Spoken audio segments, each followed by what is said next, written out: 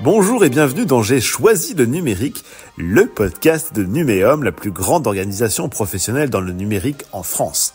J'ai choisi le numérique est le podcast pour tous ceux qui cherchent à travailler, se reconvertir, se former au numérique, que vous soyez sans emploi depuis plusieurs années, que vous vous ennuyez dans votre job, que vous soyez prêt à vous reconvertir ou tout simplement que vous n'avez pas conscience du potentiel des métiers du numérique, cette émission est pour vous. Aujourd'hui, je reçois Émile Legagneux, consultant test logiciel QA pour Sogeti Capgemini. Émile a une particularité, le numérique n'était pas son premier métier, mais mon invité y travaille désormais et s'y sent bien. Émile, bonjour. Que faisiez-vous avant et surtout comment êtes-vous passé de votre premier métier à celui que vous occupez actuellement ? Donc moi j'ai un parcours assez atypique. J'ai commencé dans le commerce, dans la grande distribution. J'ai ensuite décidé de me rapprocher vraiment de la clientèle via la banque. Donc j'ai fait un BTS banque et pour ensuite faire une licence en gestion de l'entreprise, me tourner plus finalement vers le back-office. J'ai pu travailler dans la banque, dans l'assurance et toujours en fait dans le côté financier. Je me suis retrouvée ensuite dans la finance, dans les master data, par un concours de circonstances dans mon entreprise. Au départ, je devais être comptable clientèle. Je déteste la comptabilité.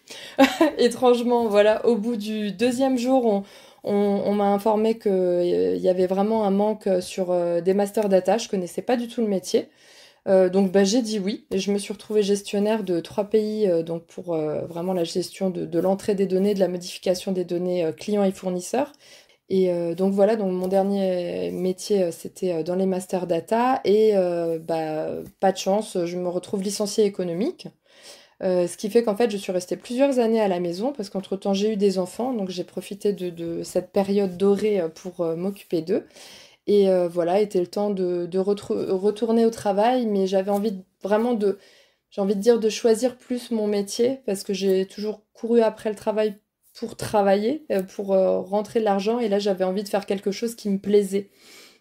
Et est venu, en fait, notamment Numéum, j'ai envie de dire, à moi, sans le faire exprès, via, en fait, une offre qui s'appelle les Femmes du numérique, donc qui est un dispositif initié par Numéum, me disant que, voilà, me proposant une découverte des métiers du numérique, donc pour les femmes, pour aussi les personnes en recherche d'emploi.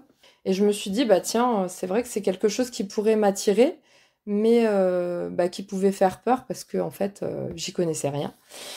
Et donc c'était un dispositif durant 1 mois qui me permettait vraiment de balayer tous les métiers du numérique avec les études y attenant et aussi avec la possibilité de faire 2 jours d'immersion dans une entreprise du numérique pour découvrir les différents métiers vraiment avec les personnes qui y travaillent.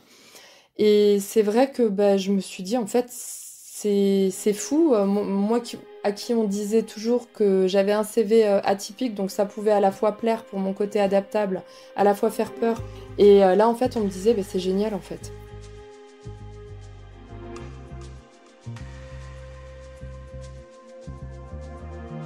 Alors, vous l'avez dit, vous n'aviez pas forcément de formation dédiée dans le numérique, mais qu'est-ce qui vous a poussé tout particulièrement à travailler dans le numérique, avoir un métier dans le numérique ? Et c'était justement cet aspect, j'ai envie de dire multiculturel, multifonctionnel, qui me permettait vraiment de toucher divers univers et en fait d'avoir un panel de métiers que je trouvais assez incroyable, qui pouvait partir vraiment du technique jusqu'au fonctionnel. Donc là, moi, je suis aujourd'hui dans un métier technique et c'est vrai que ça me plaît beaucoup de pouvoir me dire que je commence dans ça, de vraiment mettre les mains, j'ai envie de dire les mains dans le cambouis, de savoir comment la machine fonctionne et de pouvoir envisager plus tard d'atteindre des métiers d'encadrement, d'accompagnement.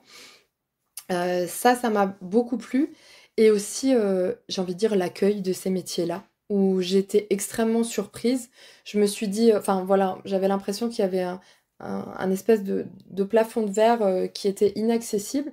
Et en fin de compte, tout le monde me disait, mais toutes mes expériences sont vraiment une richesse et que j'avais ma pierre à apporter à l'édifice et que mes expériences passées serviraient même dans le technique. grâce à ma vision du client final, du commerce, de savoir comment l'utilisateur final utilisait les outils qui étaient produits en amont.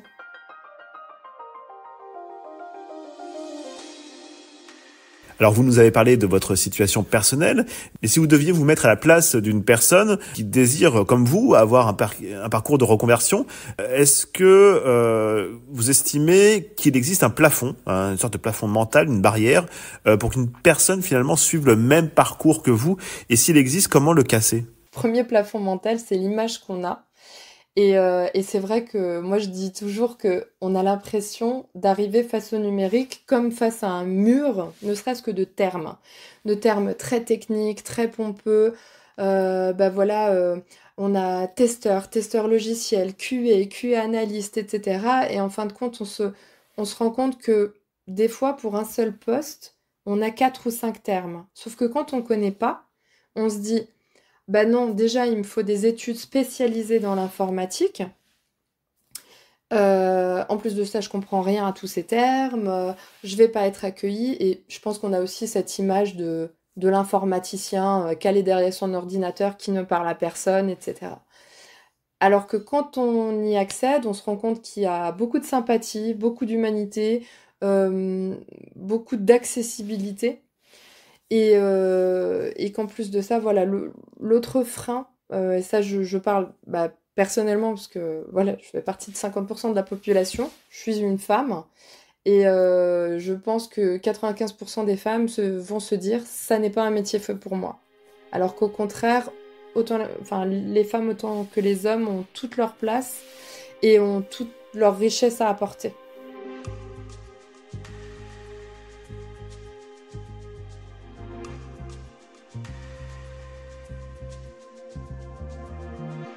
Quels sont les conseils que vous donneriez à des personnes qui, comme vous, souhaitent se reconvertir dans le numérique? Alors, pour la reconversion, j'aurais envie de dire, voilà, déjà de se renseigner, d'essayer aussi, ne serait-ce que voilà, vraiment, quand on n'est pas entouré, par exemple, de France Travail ou autre, pourquoi pas envoyer son CV, sa lettre de motivation à une entreprise.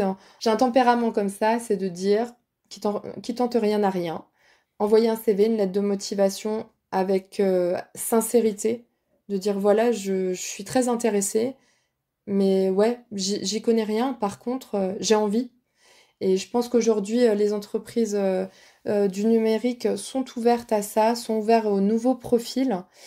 Si on est demandeur d'emploi, ne pas hésiter à se renseigner auprès de France Travail, parce qu'il y a énormément de métiers en tension dans le numérique.